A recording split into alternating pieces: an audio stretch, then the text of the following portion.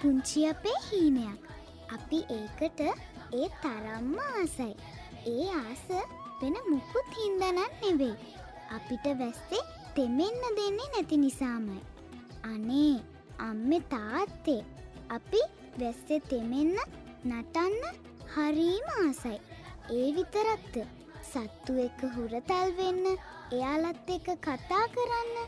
අනේ අම්මේ තාත්තේ අපිට කළු සුදු ભેද නැහැ. අපි අපිට හරීම ආදරේ. ඉතින් ඒ ආදරේ නිදහසේ විඳින්න අපිට ඉඩ දෙනව නේද?